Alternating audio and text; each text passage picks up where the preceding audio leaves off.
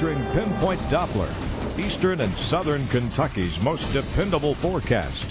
Sponsored by Community Trust Bank, building communities built on trust. And good Thursday evening, everyone. Let's go ahead and talk about the weather on this day, which has been wonderful indeed.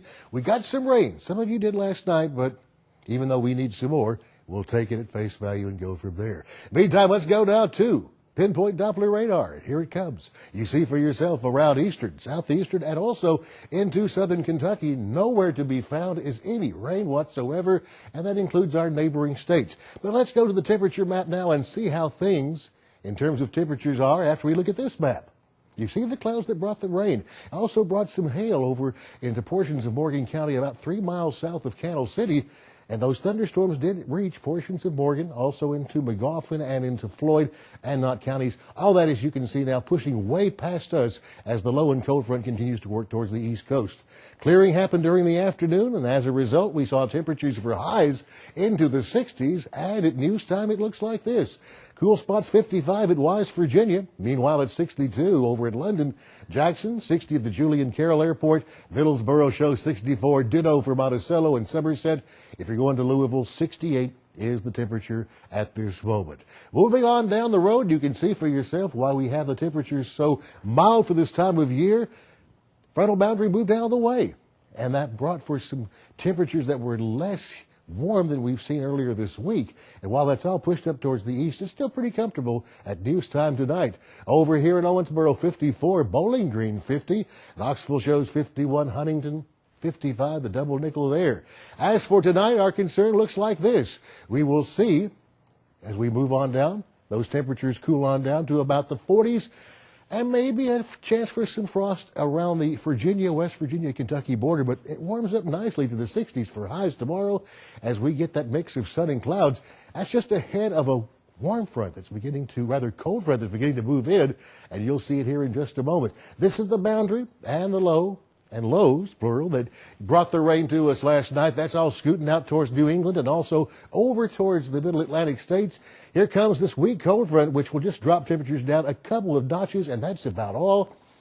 Maybe our next chance for rain comes up the middle of next week. Weekend is looking good. Let's look at the 7-day sneaky peek, shall we? Where your weekend's always in view. We'll start off first with the weekend.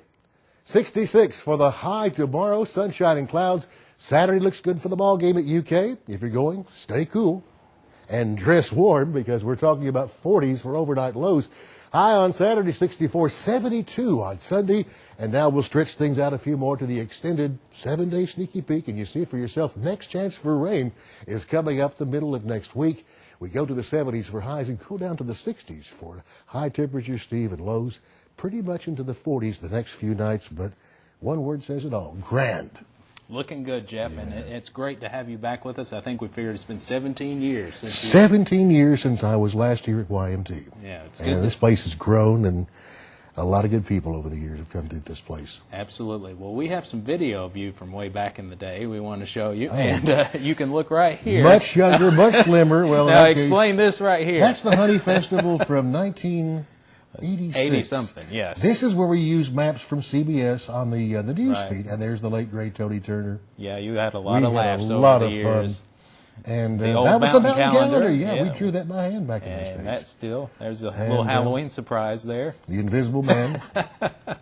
I learned not to wear green or even a shade. Right. Now, I want you to explain this right here. This is at the end of the newscast. This was on a Friday, and what happened there is a time to kind of kick back and relax, and I kicked back too far. So. Lots of good memories of you here at WYMT, but you're now in the newspaper business. I am now editor, reporter, and also a writer for the Times Voice in Jackson. Mm-hmm.